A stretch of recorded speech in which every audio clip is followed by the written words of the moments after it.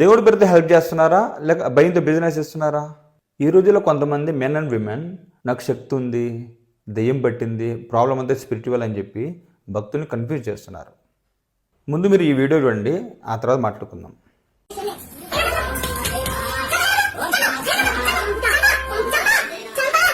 చూసారుగా వీడియో? ఆ వీడియో ఎవరైతే కనిపిస్తున్నారో పూనకం వచ్చిన వాళ్ళలాగా, ఆమె పేరు జ్యోతమ్మ అంట. ఆమె ఒక లెక్చరర్, వాళ్ళ హస్బెండ్ కూడా లెక్చరరే. వాళ్ళు చెప్పేది ఏంటంటే, మణిద్వీపేశ్వరి అమ్మవారు నా ఒంటి మీదకి వస్తుందని చెప్పి, మీకు ఏదన్నా బాధలున్నా కోరికలున్నా అవన్నీ నేను తీరుస్తానని చెప్పి చెప్తుంది. అసలు అది ఎలా సాధ్యం? తప్పు ఆమెది కాదు, తప్పు జనాలది. కొంచెం మన తెలివి ఉంటుందా? అసలు కొంతమంది పండితులు చెప్పేది ఏంటంటే, ఆ మణిద్వీపేశ్వరి అమ్మవారికి అసలు అవతారమే లేదంట. అంటే ఆమె విగ్రహం ఏదైతే ఉందో అది వీళ్ళు ఓన్గా క్రియేట్ చేసిందే. వాళ్ళు ఫస్ట్ చేసేది ఏంటంటే, మీ భయాన్ని ఐడెంటిఫై చేయడం. సాధారణంగా మనుషులకు ఉండే ప్రాబ్లమ్స్ ఏంటి? Job problem, financial problem, mental stress, marriage delays. వీటన్నిటికీ వాళ్ళ దగ్గర ఒకటే ఆన్సర్: దేవుడి కోపం, పొజిషన్, నెగిటివ్ ఎనర్జీ. అప్పుడు భక్తులు ఏం చేస్తారు?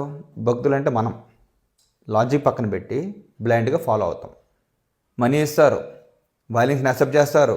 కొన్నిసార్లు బాధ్యతలు ఎవరైతే వాళ్ళ దగ్గరికి వెళ్తారో వాళ్ళని కొడతారు. ఈ పెచ్చోళ్ళు కూడా అలా కొట్టించుకోవడమే సొల్యూషన్ అని కూడా ఫీల్ అవుతారు. అసలు నిజంగా వాళ్ళకి అంత శక్తి ఉంటే, అంత పవర్ ఉంటే వాళ్ళే సీఎం కుర్చీలో కూర్చోవచ్చు కదా, వాళ్ళే పిఎం అవ్వచ్చు కదా, దేశాన్ని రూల్ చేయొచ్చు కదా. ఎస్, నేను కూడా కొన్ని సందర్భాల్లో చూసా, అమ్మవారు ఒంటి మీదకి రావడం, పూనకాలు రావడం, ఇదంతా చూసా. కానీ పండితులు చెప్పేది ఏంటంటే, అమ్మవారు వచ్చినా సరే 2 నుంచి 2.5 నిమిషాల మధ్యలోనే వచ్చి వెళ్ళిపోతారని అని అంటున్నారు. అంతేగాని జనాల్లో ఉండి నాకు డబ్బు కావాలి, నాకు బంగారం కావాలి, అది కావాలి, ఇది కావాలి, లేక భక్తులను కొట్టడం, ఇదంతా ఫేక్. అంటే సృష్టి వాళ్ళదైనప్పుడు వాళ్ళకి డబ్బుతో పనే ఉంది. ఆలోచించండి ఒకసారి మీరు కూడా. ఇది ఒక హిందూ మతంలో జరగట్లా, ఇది అన్ని మతాల్లోనూ జరుగుతున్నాయి. ఎక్కడైనా రిలీజన్ పేరుతో వైలెన్స్ జరిగితే అసలు అది రిలీజనే కాదు, అది మిస్యూజ్ ఆఫ్ బిలీఫ్. అసలు జనాలు ఎందుకు ఎంత ఈజీగా నమ్ముతున్నారు? ఎందుకంటే lack of education, mental health awareness లేదు, అండ్ అన్నిటికంటే ముఖ్యమైనది భయం, ఏదో జరిగిపోద్దని. ఫస్ట్ క్వశ్చన్ చేయడం నేర్చుకోండి. దేవుడి మీద నమ్మకం స్ట్రెంత్ అవ్వాలి కానీ భయం అవ్వకూడదు. Second, health and mental issues ఏమైనా ఉంటే డాక్టర్ దగ్గరకో, కౌన్సిలర్ దగ్గరకో, లేకపోతే సైకాట్రిస్ట్ దగ్గరకో వెళ్ళండి, అంతేగాని ఎలాంటి నమ్మకండి.